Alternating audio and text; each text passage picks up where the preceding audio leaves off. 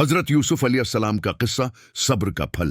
हजरत यूसुफ अलैहिस्सलाम हजरत याकूब अलैहिस्सलाम के प्यारे बेटे थे।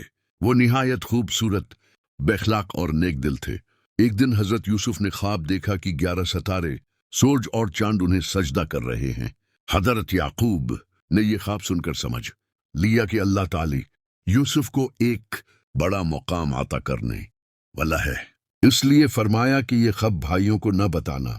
हजरत यूसुफ के भाई उनसे हसद करने लगे। उन्होंने एक दिन साजिश करके यूसुफ को जंगल में ले जाकर गहरे कन्वे में डाल दिया और वालिद को झूठ बोल दिया कि उन्हें भेड़िया खा गया। लेकिन हजरत यूसुफ ने वहां भी अल्लाह पर कामिल भरोसा रखा।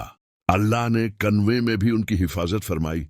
कुछ मुसाफिर कन्वे से पानी निकालने आए और यूसुफ को निकाल कर मिस्र में गुलाम बनाकर भेज दिया। वहां अजीज मिस्र के घर में रहे। नौजवानी में उन्हें एक सख्त आजमाइश पेश आई, लेकिन उन्होंने गुनाह से बचने के लिए कैद को तरजीह दी। ये था सब्र और तकवी का एली नमूना। झील में भी हजरत यूसुफ ने सब्र नहीं छोड़ा। कैदियों को अल्लाह का पैगाम देते रहे, उनके ख्वाबों की दरसत ताबीर बताते रहे।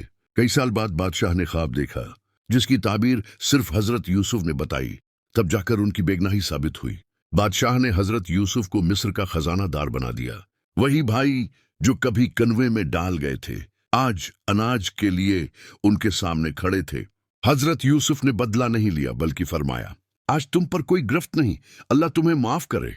यह था सब्र का सबसे मीठा फल। सबक, सब्र कभी जाया नहीं जाता।